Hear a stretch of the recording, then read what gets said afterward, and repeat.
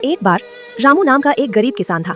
वह रोज की तरह सुबह सुबह उम्मीदों के साथ अपने खेत की ओर निकल पड़ा, लेकिन खेत पर पहुंचते ही उसके कदम रुक गए, क्योंकि उसकी पूरी फसल सूख चुकी थी और जमीन बंजर हो गई थी।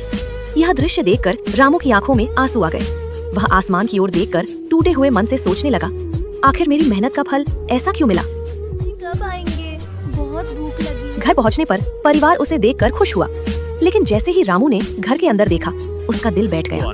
घर में खाने का एक दाना भी नहीं बचा था और सभी बर्तन खाली पड़े थे। यह देखकर रामू और उसकी पत्नी गहरी उदासी में डूब गए और उस रात दोनों भूखे ही सो गए। आधी रात को चिंता के कारण रामू की नींद खुल गई। वह धीरे धीरे उठकर आंगन में गया, आसमान की ओर देखा और भगवान से प्रार्थना करने लगा, हे भगवान, अगर बारिश नहीं हुई तो मेरा परिवार भूखा मर जाएगा। कृपा करके हमारी मदद कीजिए। प्रार्थना करने के बाद वह भारी मन से वापस अंदर आया और किसी तरह सो गया। सुबह जब रामू की आंख खुली तो उसने बाहर तेज और अमृत जैसी बारिश होते देखी। यह देखकर उसकी खुशी का ठिकाना नहीं रहा।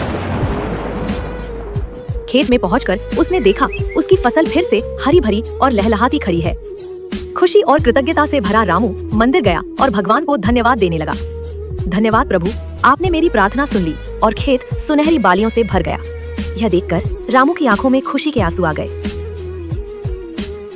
वह खेत से गेहूं की फसल काटकर अपने घर ले गया। घर पहुंचकर उसने अपने बच्चों के लिए खाना बनाया और प्यार से उन्हें खिलाया। कई दिनों बाद बच्चों के चेहरों पर सुकून और मुस्कान लौट आई।